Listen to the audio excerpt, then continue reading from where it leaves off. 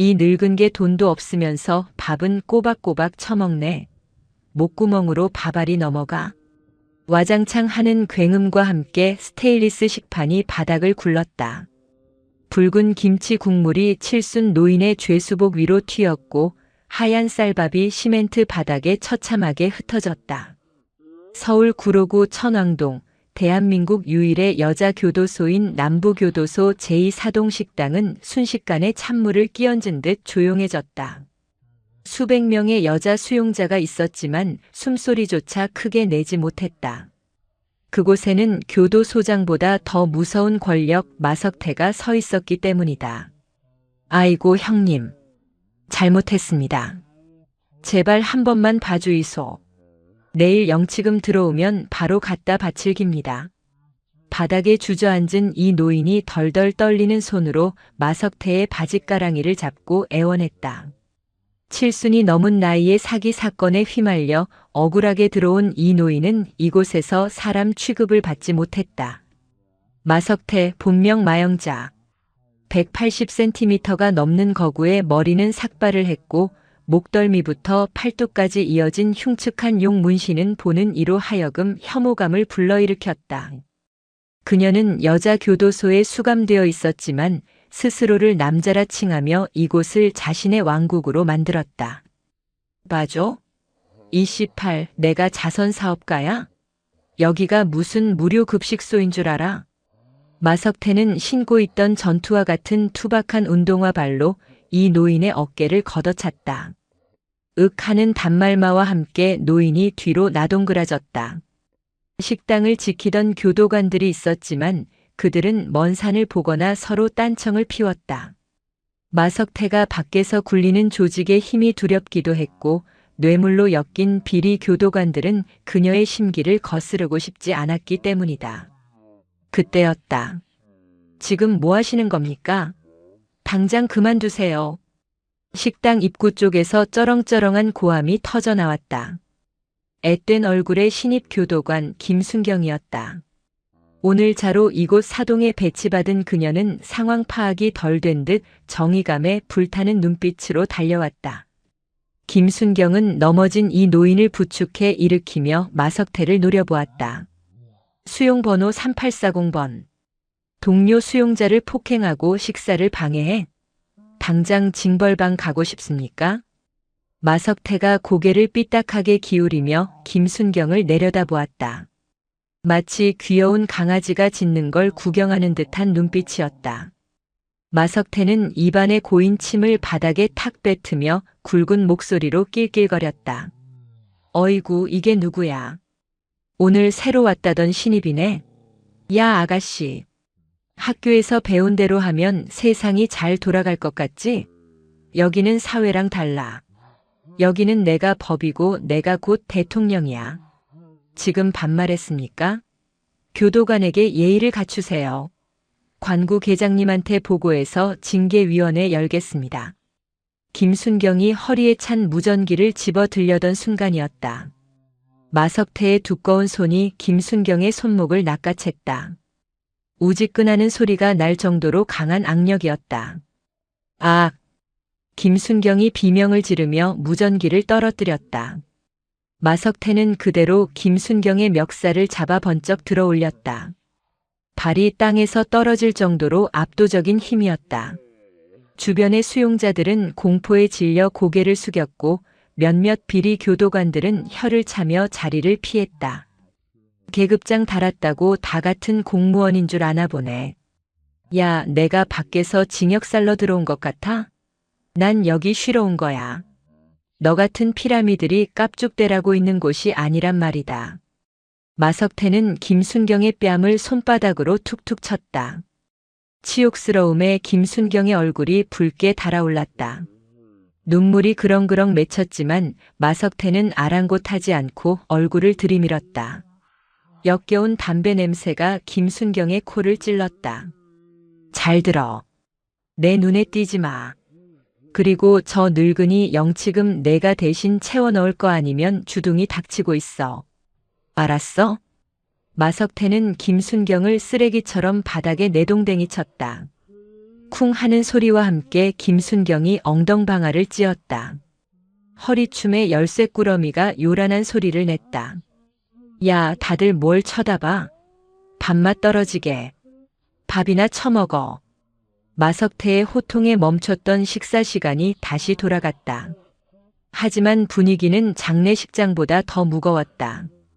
이 노인은 구석에서 흐느껴 울었고 김순경은 분함과 공포가 뒤섞인 얼굴로 주먹만 꽉 쥐었다. 도와주는 사람은 아무도 없었다. 이것이 구로구 천왕동 남부교도소 여사의 현실이었다. 저녁 점호 시간 마석태는 독방이나 다름없는 특실 같은 혼거실에 누워 있었다. 다른 수용자들은 그녀의 발치에서 다리를 주무르거나 부채질을 하고 있었다. 밖에서 몰래 반입한 최고급 육포를 씹으며 마석태는 부하인 오마담에게 물었다. 야, 아까 그 신임년. 이름이 뭐라고? 김민지라고 합니다, 형님. 나이는 24이고 대학갓 졸업해서 들어왔답니다. 24? 딱 좋네. 가지고 놀기 딱 좋아. 내일부터 그년 전담 마크해.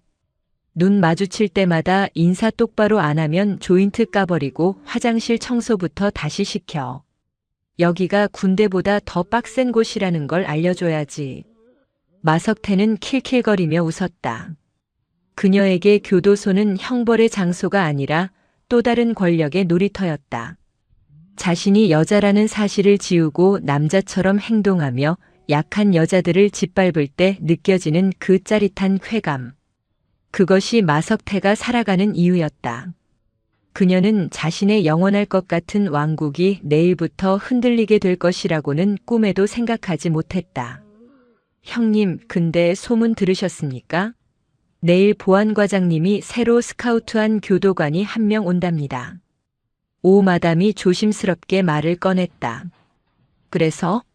뭐 또 새님 같은 년 오겠지. 오면 신고식이나 거하게 치러줘. 그게 좀 다릅니다. 특전사? 뭐 그런 군인 출신이라던데 별명이 미친 개랍니다. 마석태는 코웃음을 쳤다. 미친 개? 개가 미쳐봤자 몽둥이 앞에서는 깨갱하는 법이야. 군발이 출신이 대수야? 내가 밖에서 담근 애들만 해도 트럭으로 하나다. 걱정 말고 잠이나 자. 마석태는 불을 끄라고 손짓했다. 어둠이 내려앉은 감방 안 그녀는 승리감에 도취하여 코를 골기 시작했다. 하지만 교도소 담벼락 너머 차가운 밤 공기를 가르며 검은 세단 한 대가 천왕동 언덕을 넘어오고 있었다. 차 안에는 서늘할 정도로 아름답지만 눈빛만은 맹수처럼 번뜩이는 한 여자가 타고 있었다. 조수석에 놓인 인사기록 카드에는 강재안이라는 이름과 함께 육군 특수전 사령부 707 특수임무단 대위 전역이라는 글자가 선명하게 박혀 있었다. 내일 해가 뜨면 마석태의 세상은 지옥으로 변할 것이다. 진짜 포식자가 오고 있었다. 다음 날 아침 구로구 천왕동 남부교도소의 기상은 여느 때와 다름없이 칙칙한 회색빛이었다. 높은 담벼락 위로 까마귀 몇 마리가 불길하게 울어대고 있었다.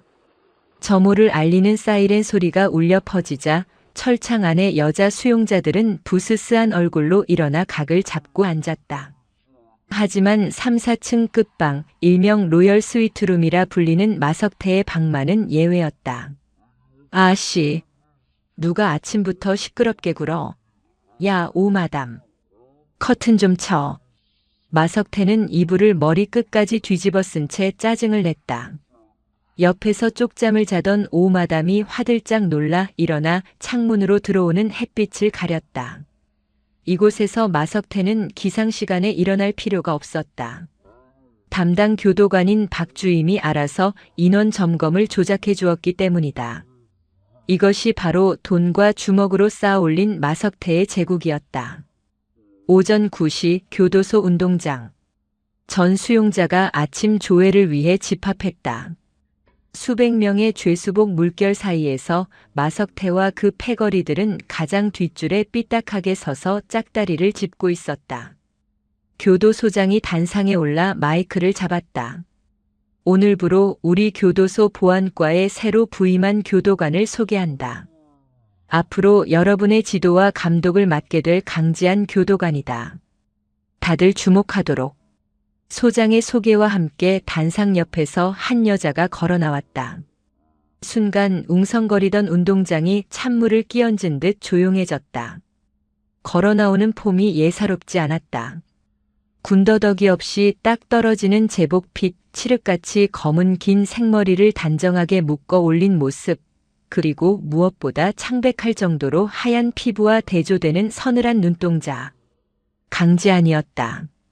그녀는 마치 런웨이를 걷는 모델처럼 우아했지만 그 걸음걸이에는 맹수가 사냥감을 향해 다가갈 때의 은밀한 살기가 배어 있었다. 보안과 교도관 강지안입니다. 원칙대로 합니다. 의상. 짧고 굵은 인사였다. 목소리에는 높낮이가 없었다. 그 건조한 말투가 오히려 수용자들을 긴장하게 만들었다. 하지만 마석태는 달랐다. 그녀는 입안에 굴리던 껌을 바닥에 탁 뱉으며 옆에 있던 부하에게 킬킬거렸다. 야, 봤냐? 얼굴 반반한 거 보소. 딱 강남 룸살롱에서 10% 뛰던 애 같은데? 교도관이 아니라 접대하러 온 거 아니야?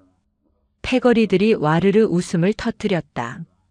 그 소리는 고요한 운동장에 적나라하게 울려 퍼졌다. 단상 위에 소장이 헛기침하며 눈치를 살폈지만 마석태는 보란듯이 강지안을 향해 손가락으로 V자를 그리며 희롱했다. 강지안의 시선이 천천히 마석태에게 꽂혔다.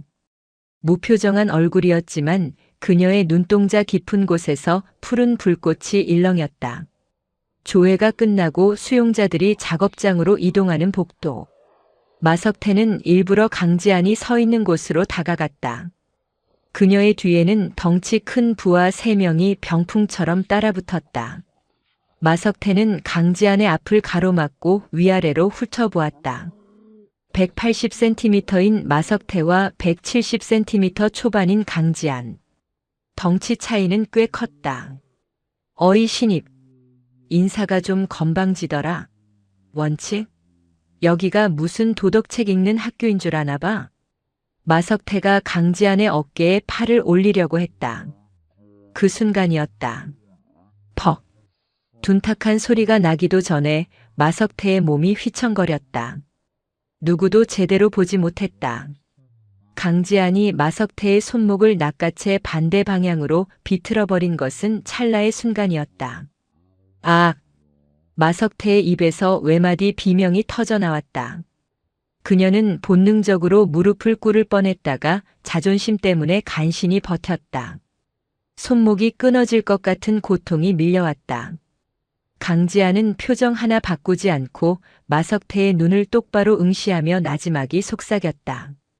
3840번. 관구실 들어오기 전에는 몸에 손대지 않습니다.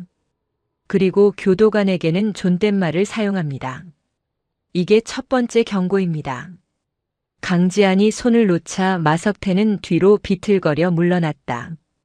팔목에는 시퍼런 멍 자국이 순식간에 올라왔다. 주변에 있던 수용자들과 교도관들이 경악하며 입을 다물지 못했다. 그 천하의 마석태가 손 한 번 써보지 못하고 제압당한 것이다. 마석태의 얼굴이 불그락푸르락해졌다. 쪽팔림과 분노 그리고 알 수 없는 공포가 동시에 밀려왔다.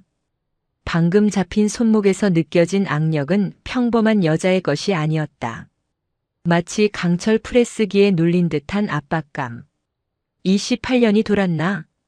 마석태가 주먹을 휘두르려 하자 강지안은 눈 하나 깜짝하지 않고 한 발짝 더 다가섰다. 코앞까지 다가온 강지안의 눈빛에서 마석태는 707 특임대 시절 테러범의 목을 따기 직전에나 뿜어져 나오던 지독한 피냄새를 맡았다. 치시게요? 공무집행방해의 교도관 폭행. 형기 추가하고 싶으면 치세요.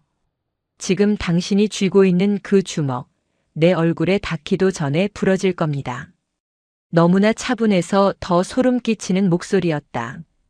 마석태는 본능적으로 주먹을 멈췄다. 등줄기에 식은 땀이 흘렀다.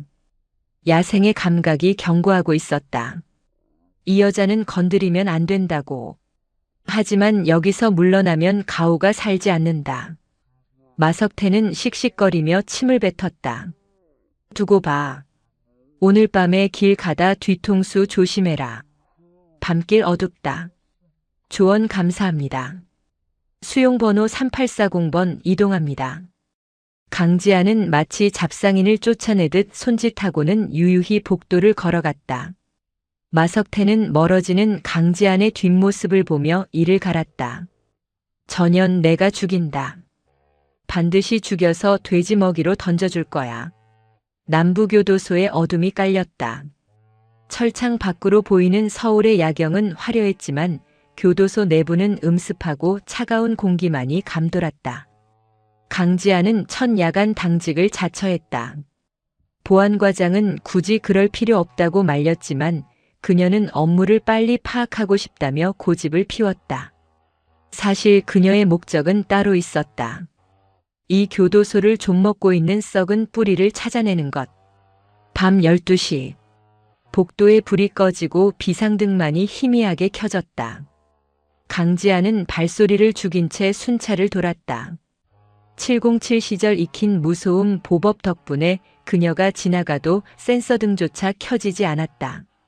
3사동 끝 마석태의 방 쪽에서 웅성거리는 소리와 냄새가 새어나왔다. 그것은 명백한 라면 냄새, 그리고 역한 담배 냄새였다. 강지아는 벽에 등을 붙이고 감방 안의 소리에 귀를 기울였다. 형님, 이번에 들어온 물건 진짜 좋습니다. 박주임이 신경 좀 썼던데요. 박주임 그 새끼 돈 받아쳐 먹었으면 값을 해야지. 야, 불 좀 붙여봐. 칙, 라이터 켜지는 소리가 났다. 교도소 내에서는 절대 있을 수 없는 일이었다. 강지아는 주머니에서 소형 녹음기를 꺼내 작동시켰다. 안에서는 낄낄거리는 웃음소리와 함께 대화가 이어졌다. 근데 형님, 아까 그 신입년 어떻게 조지실 겁니까? 애들이 불안해하던데요. 걱정 마. 내가 다 계획이 있으니까. 내일 김민지 그년부터 시작해서 아주 피를 말려 죽일 거야. 오늘 그 늙은이 약은 뺏어왔냐? 네, 형님. 당뇨약이랑 혈압약 다 뺏어왔습니다. 늙은이가 그거 없으면 죽는다고 빌던데 그냥 변기에 다 털어넣고 물 내렸습니다. 크크크. 강지안의 눈썹이 꿈틀했다.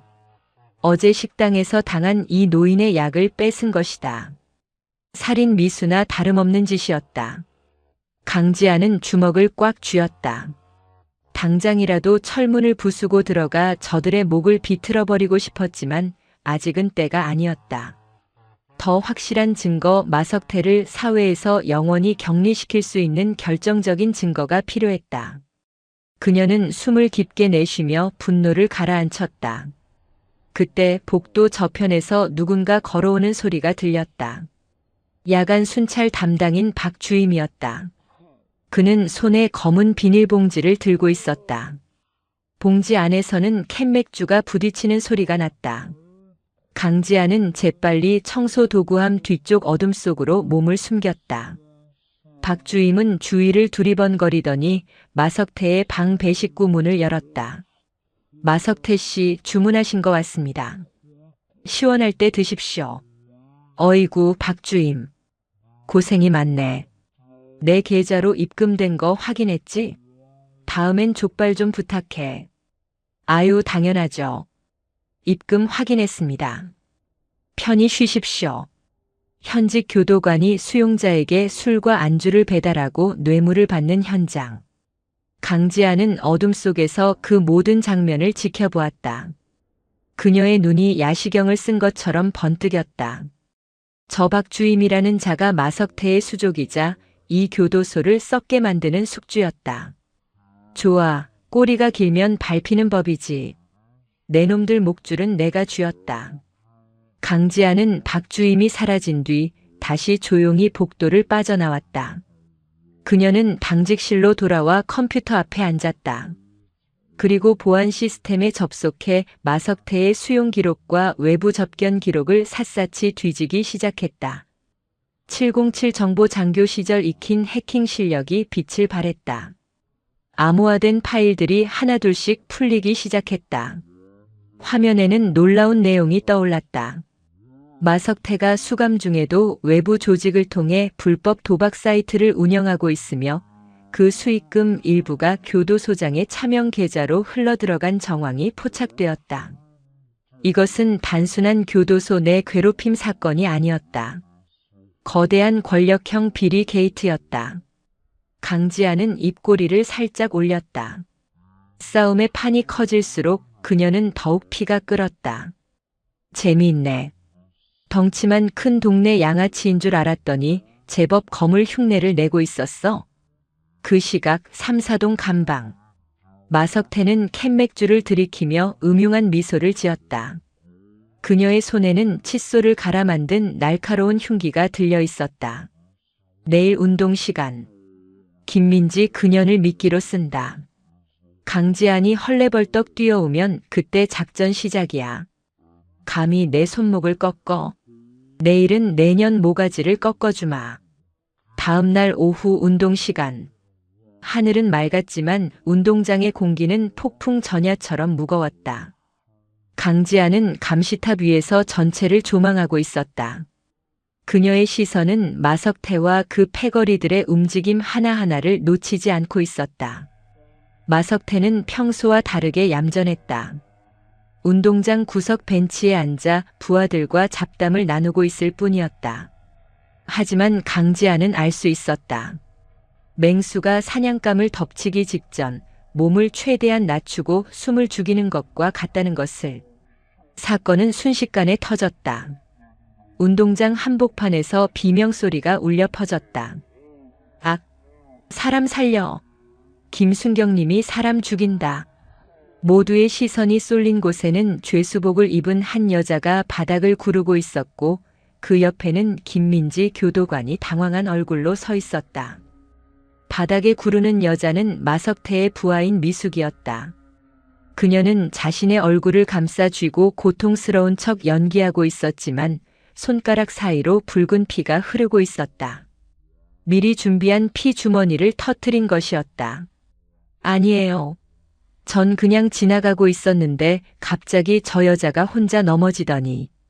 김순경이 울먹이며 소리쳤지만 주변에 있던 마석태의 패거리들이 순식간에 몰려들어 분위기를 몰아갔다.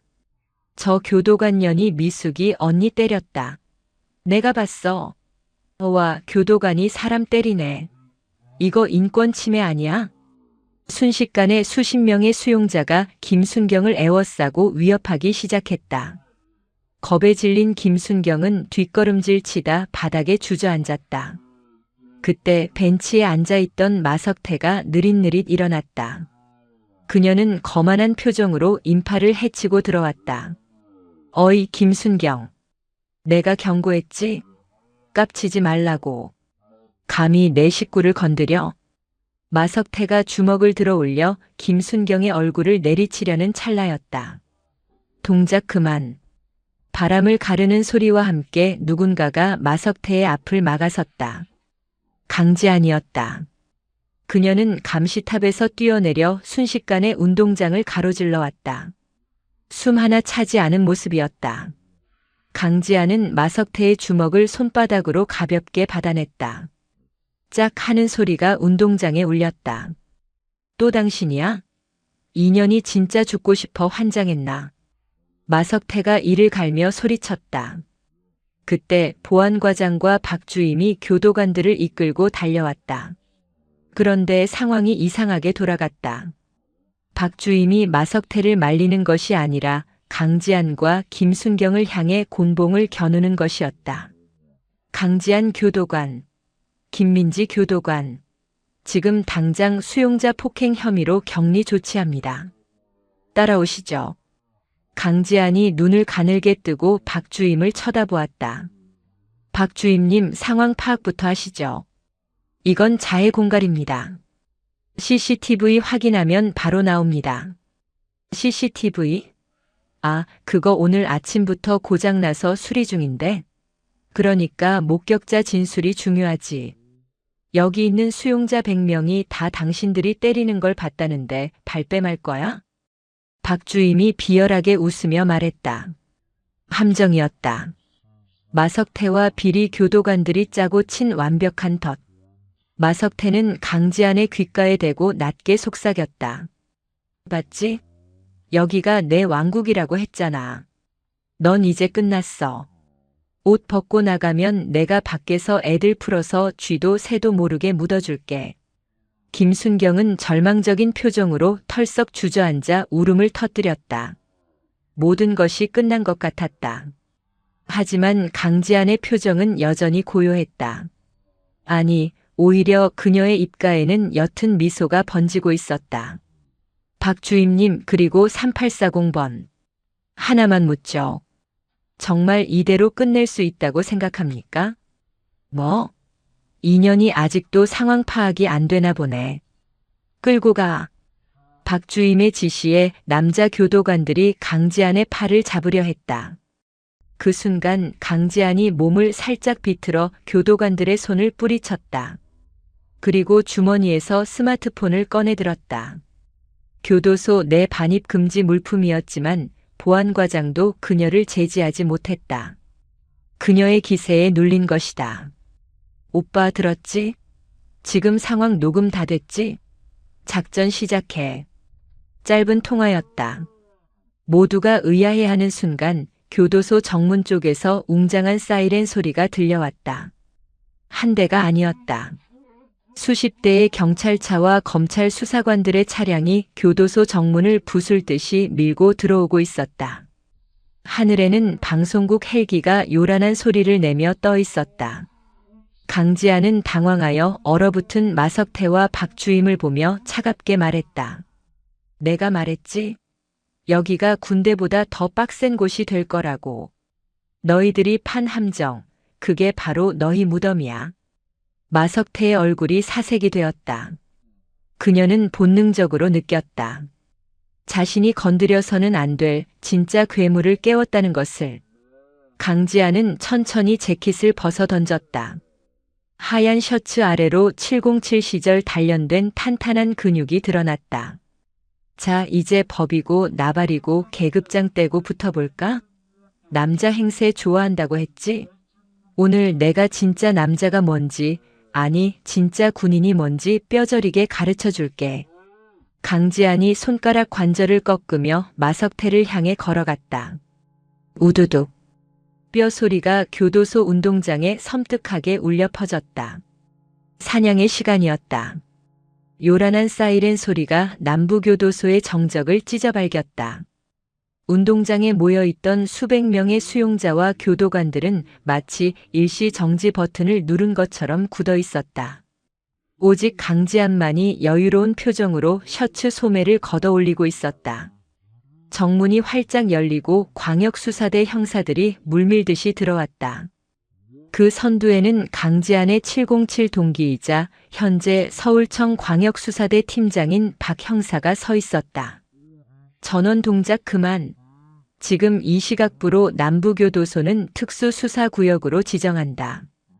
허가 없이 움직이는 자는 공무집행방해 및 도주 우려로 현행범 체포한다. 박 형사의 우렁찬 목소리에 박주임의 얼굴이 백지장처럼 하얗게 질렸다. 그는 슬금슬금 뒷걸음질 치며 보안과 건물 쪽으로 도망치려 했다. 하지만 강지한의 눈을 피할 수는 없었다. 그녀는 바닥에 떨어져 있던 작은 돌멩이 하나를 집어들더니 야구 투수처럼 가볍게 던졌다. 퍽! 악! 정확히 오금 무릎 뒤쪽을 가격당한 박주임이 비명을 지르며 고꾸라졌다.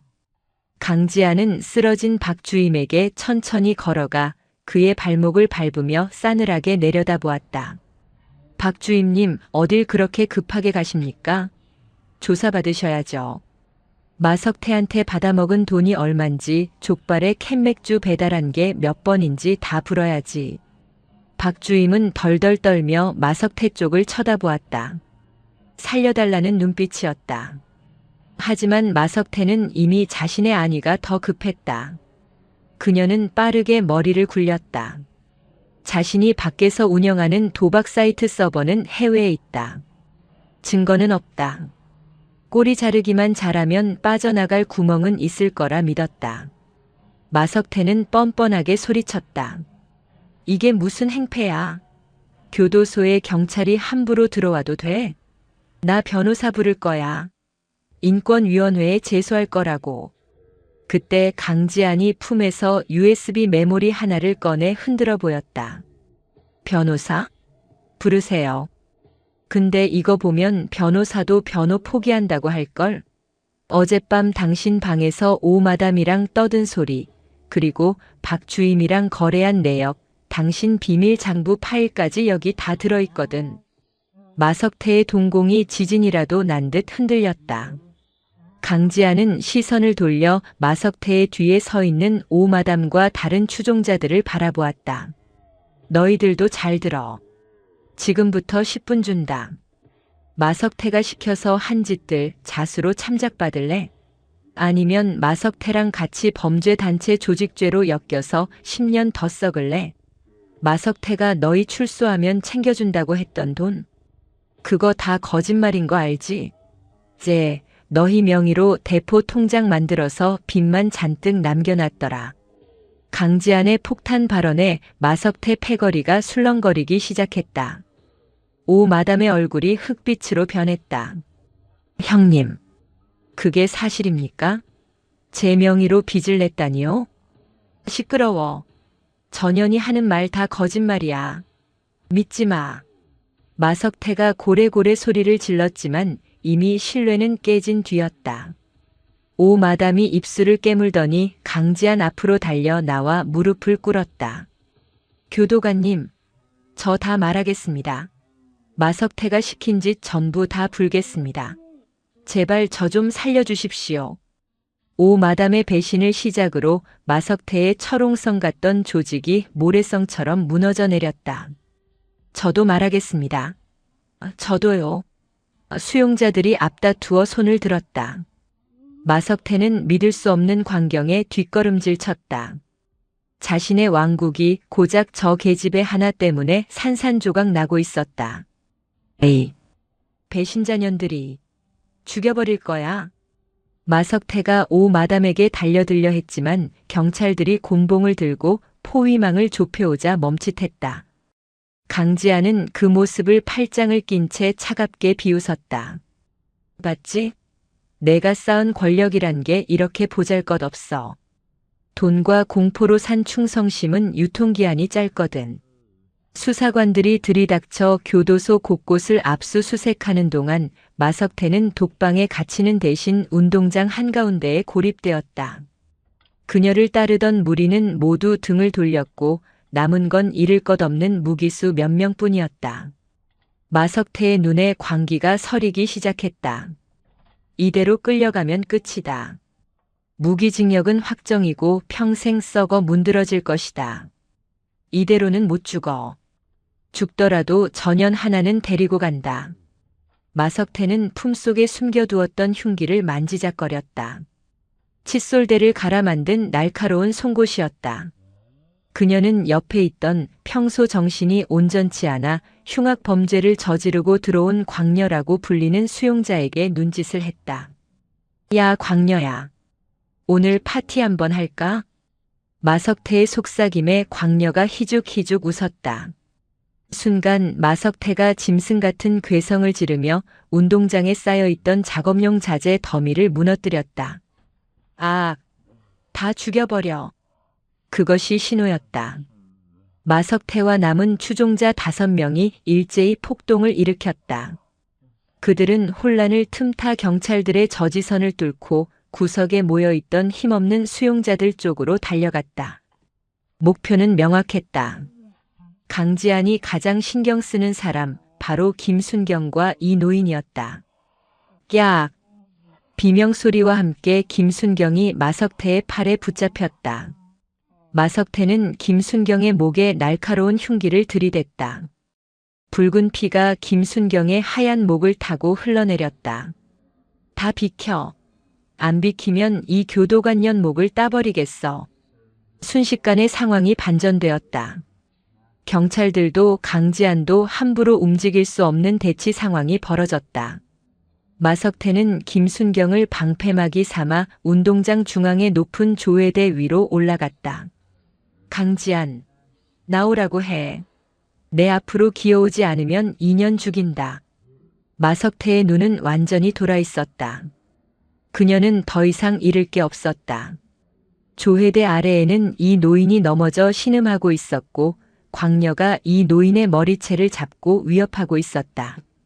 교도소장은 사색이 되어 발만 동동 굴렀다.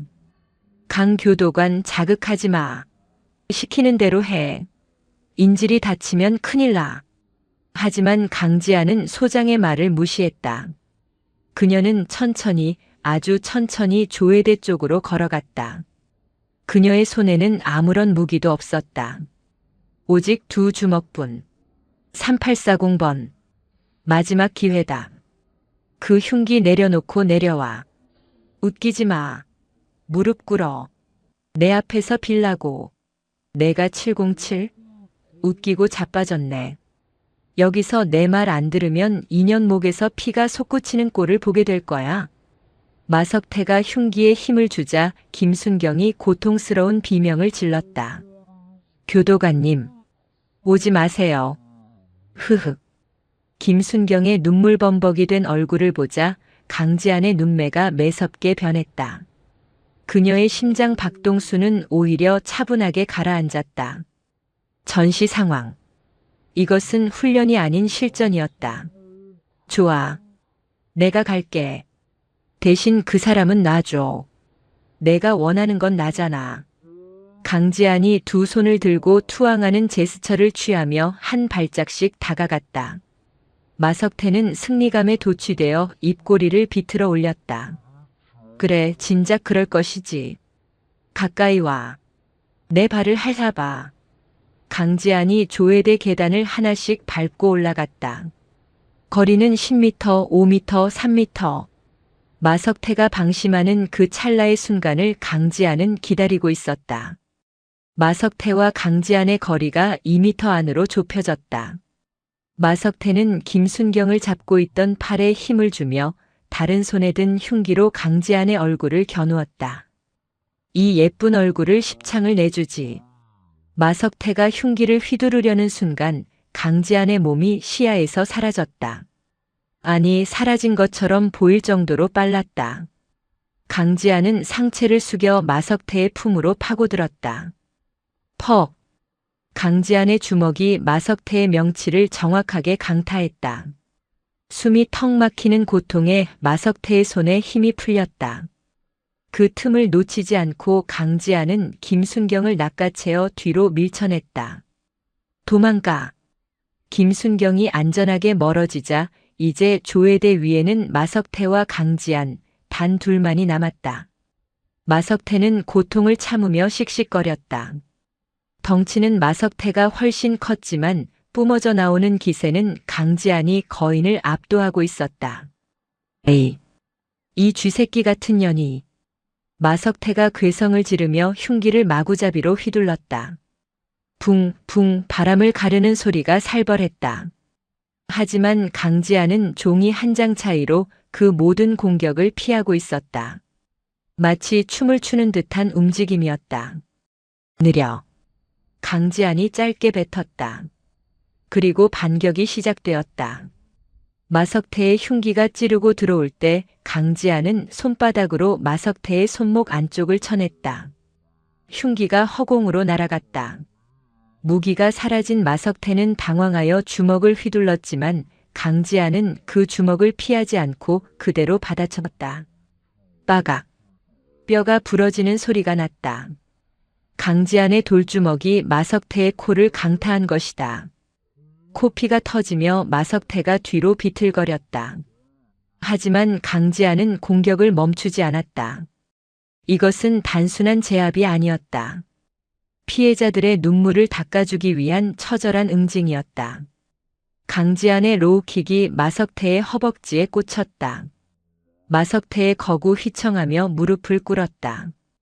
강지아는 그대로 뛰어올라 니킥으로 마석태의 턱을 가격했다. 커헉.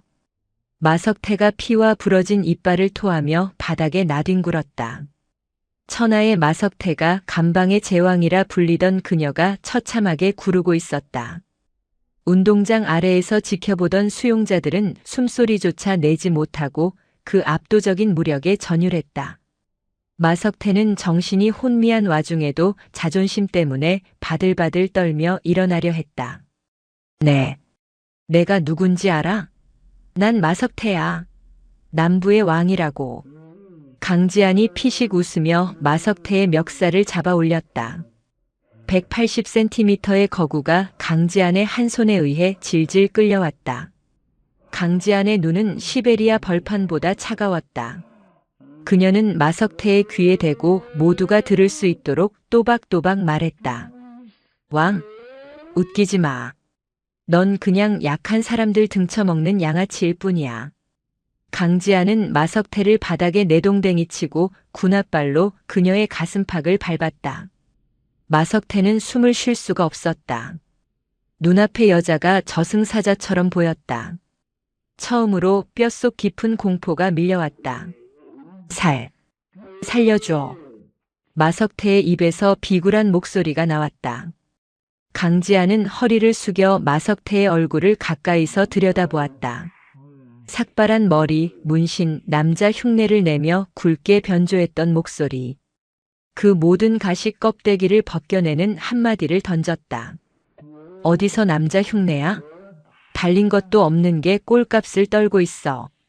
그 말은 마석태의 영혼을 파괴하는 결정타였다.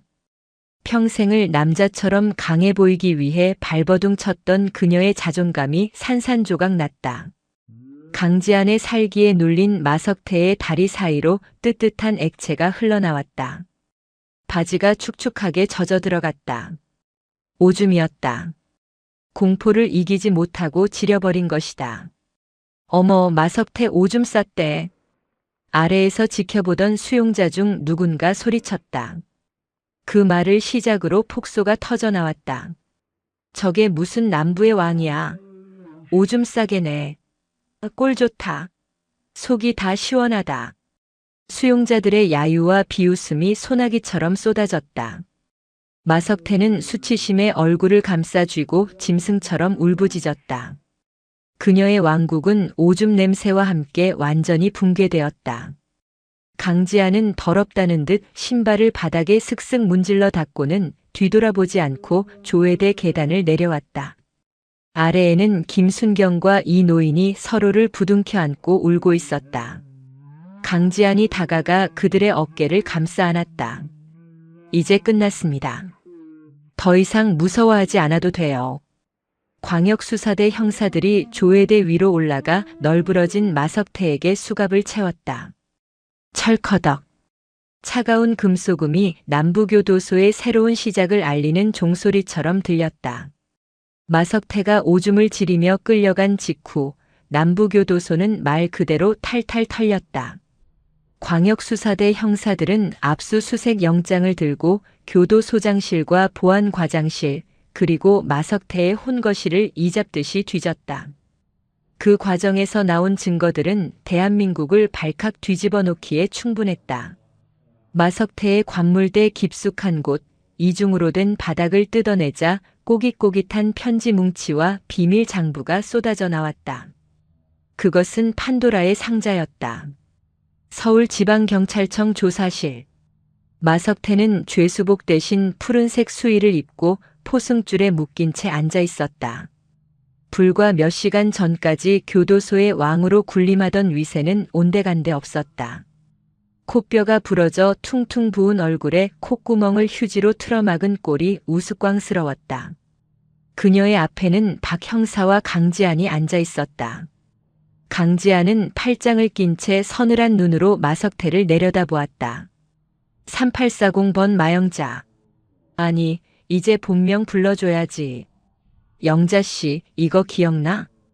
강지안이 투명 비닐팩에 담긴 편지 한 통을 책상 위에 던졌다. 마석태의 눈이 휘둥그레졌다. 그것은 3년 전 그녀가 감옥 밖의 행동대장에게 보낸 작업 지시서였다. 에이, 이게 왜? 경쟁 조직 보스 김철수 교통사고로 위장해서 보내버리라고 내가 시켰더만 친절하게 사고 낼 위치랑 시간까지 적어놨네. 이거 살인 교사야. 알지? 마석태의 입술이 파르르 떨렸다. 단순 폭행이나 갈취 정도는 돈으로 막거나 형기 좀 늘어나면 그만이라고 생각했다. 하지만 살인 교사는 차원이 달랐다. 이건 사형 아니면 무기징역이었다. 아니야. 조작이야. 내가 안 썼어. 전현이 나 담그려고 가짜로 만든 거야. 마석태가 발작하듯 소리쳤지만 박 형사는 코웃음을 쳤다. 조작은 무슨. 국과수 필적 감정 이미 끝났어. 그리고 내가 시킨 그 행동대장 지금 옆방에서 설렁탕 먹으면서 다 불고 있는데 내가 시켜서 사람 죽였다고. 뭐? 그 새끼가? 마석태는 절망에 빠져 고개를 떨구었다. 하지만 지옥은 이제 시작이었다. 강지아는 또 다른 서류 뭉치를 꺼냈다. 그리고 이건 교도소장이랑 박주임 차명 계좌 내역. 내가 불법 도박 사이트 수익금 절반을 상납했더군. 덕분에 박주임은 구속됐고 교도소장은 파면당하고 조사받고 있어. 내가 쥐락펴락하던 그 동아줄, 다 썩은 동아줄이었다고. 조사실 텔레비전에서는 뉴스 특보가 흘러나오고 있었다. 남부교도소의 여제, 실체는 추악한 조폭. 살인 교사 및 뇌물 공여 혐의 포착 화면에는 마석태의 얼굴이 모자이크도 없이 그대로 나가고 있었다. 국민들은 분노했다. 청와대 국민청원 게시판에는 마석태를 사형시키라는 청원이 하루 만에 50만 명을 돌파했다. 마석태는 텔레비전 화면을 멍하니 바라보다가 갑자기 킥킥거리며 웃기 시작했다. 공포가 극에 달해 정신줄을 놓아버린 듯 했다. 웃겨? 상황 파악이 안 되나 보네. 넌 이제 끝났어. 내가 괴롭혔던 그 수많은 사람들의 눈물, 이제 피눈물로 갚아야 할 거야. 강지아는 차갑게 쏘아붙이고 조사실을 나갔다. 복도에는 이번 수사의 1등 공신인 오마담과 다른 수용자들이 참고인 조사를 받기 위해 대기하고 있었다. 그들은 강지안을 보자마자 벌떡 일어나 90도로 허리를 숙였다. 교도관님, 정말 잘못했습니다. 저희가 마석태한테 속았습니다. 용서해 주십시오. 강지안은 그들을 잠시 응시하다가 나지막이 말했다. 용서는 내가 하는 게 아닙니다. 당신들이 괴롭혔던 피해자들에게 비세요. 그리고 죄가 제대로 치르세요. 그게 사람으로 다시 태어나는 유일한 길입니다. 그날 밤 유치장에 갇힌 마석태는 악몽을 꿨다. 자신이 괴롭혔던 이 노인과 김순경, 그리고 자신이 죽이라고 지시했던 김철수가 나타나 자신의 목을 조르는 꿈이었다. 살려줘! 비명을 지르며 깼지만 차가운 시멘트 바닥과 쇠창살만이 그녀를 반겼다. 그녀가 그토록 좋아하던 감방이었지만 이제 그곳은 그녀를 영원히 가두는 관이 될 운명이었다. 계절이 바뀌어 찬 바람이 불기 시작할 무렵 서울 남부지방법원 제1형사부 법정. 마석태에 대한 선고 공판이 열리는 날이었다. 법정은 발 디딜 틈 없이 꽉 찼다. 방청석 앞줄에는 김순경과 이노인, 그리고 수많은 피해자가 앉아 있었고 뒤쪽에는 취재진이 장사진을 이루고 있었다. 피고인 마영자 들어오세요. 재판장의 호출에 교도관들에게 이끌려 마석태가 들어왔다. 몇 달 사이 그녀는 반쪽이 되어 있었다. 삭발했던 머리는 듬성듬성 자라 지저분했고 거만했던 눈빛은 초점을 잃고 흐리멍덩했다. 그녀는 법정에 들어서자마자 방청석을 향해 무릎을 꿇고 넙죽절을 했다. 죽을 죄를 지었습니다. 한 번만 용서해 주십시오. 제가 정신이 나가서 그랬습니다. 저 사실 마음 여린 여자입니다. 그녀의 가증스러운 연기에 방청석에서는 야유가 터져나왔다. 웃기지 마라. 악마 같은 년. 내 돈 내놔. 우리 딸 인생 망쳐놓고 용서가 나와? 재판장이 정숙을 요청하며 법봉을 두드렸다. 검사는 마석태의 죄목을 하나하나 열거했다. 특수폭행, 공갈, 협박, 뇌물공여, 범죄단체 조직, 그리고 살인교사까지.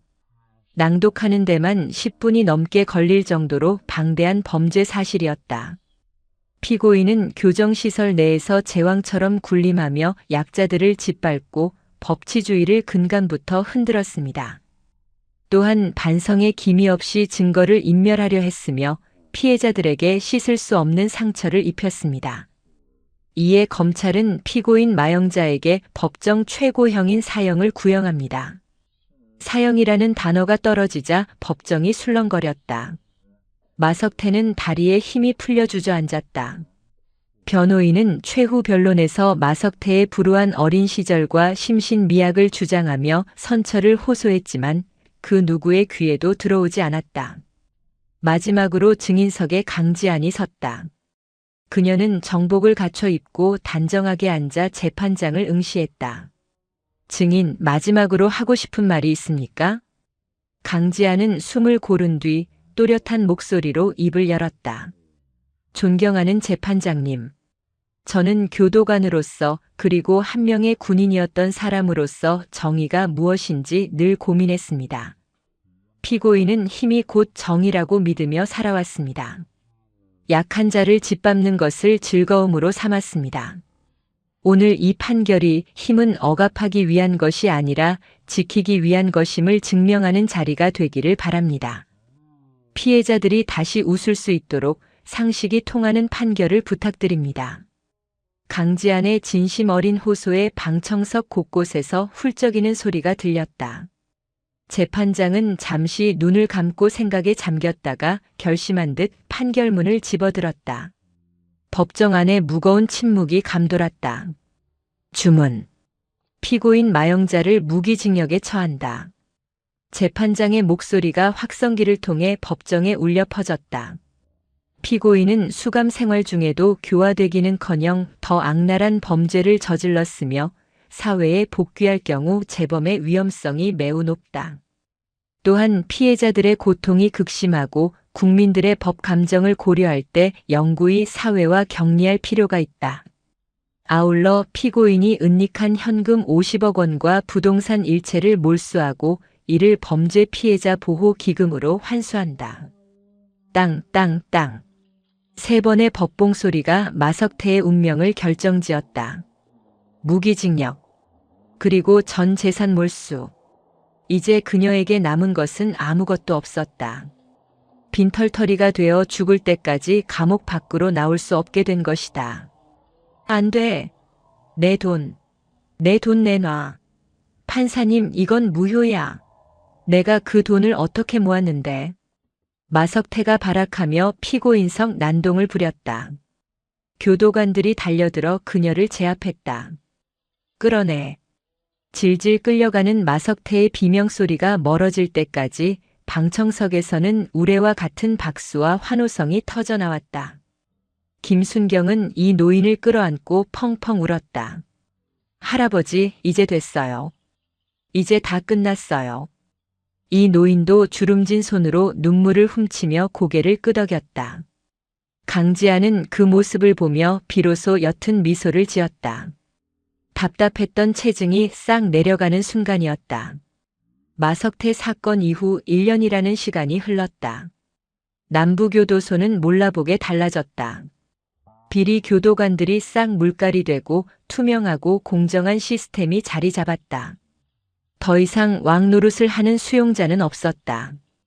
강지안이 보안과장으로 승진하여 서슬 퍼런 눈으로 감시하고 있었기 때문이다.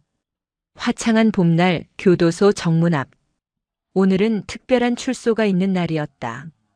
육중한 철문이 열리고 말끔한 사복 차림의 이 노인이 걸어 나왔다. 억울한 누명을 벗고 재심을 통해 무죄 판결을 받은 것이다. 게다가 마석태에게 몰수한 재산으로 피해 보상금까지 두둑하게 받게 되었다. 할아버지. 정문 밖에서 기다리던 손녀가 달려와 이 노인의 품에 안겼다. 오냐, 내 새끼. 많이 기다렸지? 이제 하랩이랑 맛있는 거 먹으러 가자. 이 노인은 손녀의 등을 토닥이며 감격의 눈물을 흘렸다. 그 뒤에서 김순경, 아니, 이제는 김주임이 된 민지가 꽃다발을 들고 서 있었다. 그녀는 트라우마를 극복하고 더욱 단단한 교도관으로 성장해 있었다. 어르신, 출소 축하드립니다. 이제 꽃길만 걸으세요. 아이고, 김주임. 정말 고마워요. 그리고 우리 강 과장님께도 꼭 안부 전해줘요. 내 평생 그 은혜 잊지 않고 살겠다고. 이 노인이 김주임의 손을 꼭 잡았다. 그때 등 뒤에서 익숙한 목소리가 들렸다. 직접 말씀하시죠. 강지안이었다. 그녀는 근무 중이라 제복 차림이었지만 표정만은 봄 햇살처럼 따뜻했다. 이 노인은 강지안을 보자마자 넙죽절을 하려 했다. 강지안이 황급히 그를 부축해 일으켰다. 어르신, 왜 이러십니까? 저는 할 일을 했을 뿐입니다. 아닙니다, 과장님. 과장님 아니었으면 저는 저 안에서 억울해서 화병으로 죽었을 겁니다. 저승 가서도 이 은혜는 갚겠습니다. 강지아는 이 노인의 옷매무새를 다듬어주며 미소 지었다. 건강하게 오래오래 사시는 게 은혜 갚는 겁니다. 다시는 이곳에 오지 마세요. 훈훈한 작별 인사가 오가고 이 노인과 손녀가 탄 택시가 멀어졌다. 강지안과 김주임은 그 모습을 끝까지 지켜보았다. 그날 저녁 뉴스는 또다시 강지안의 이름으로 도배되었다. 정의의 교도관 강지안, 올해의 공무원상 대상 수상, 마석태 사건 피해자 전원, 몰수금으로 피해복구 완료. 강지안이 시상식 단상에 올라 대통령 표창을 받는 장면이 자료 화면으로 나왔다. 퇴근길 강지안은 교도소 담벼락을 따라 걸었다. 담장 안에서는 저녁 점호를 알리는 소리가 들려왔다. 문득 그녀는 1년 전 마석태가 했던 말이 떠올랐다. 여기는 내가 법이고 대통령이야. 강지아는 밤하늘의 달을 올려다보며 혼잣말처럼 중얼거렸다. 법은 만인에게 평등해야 하고 정의는 반드시 살아있어야지. 안 그래? 그녀의 주머니 속 휴대전화가 진동했다. 707 시절 전우들에게서 온 축하 메시지들이었다. 강 대위, 아니 강 과장. 한턱 쏴라. 역시 707의 전설답다. 강지아는 피식 웃으며 메시지를 확인했다. 차가운 겨울이 지나고 교도소에도 그리고 사람들의 마음에도 진정한 봄이 찾아오고 있었다. 강지아는 힘차게 발걸음을 옮겼다. 그녀가 걷는 길 뒤로 가로등 불빛이 하나둘씩 켜지며 어둠을 환하게 밝히고 있었다.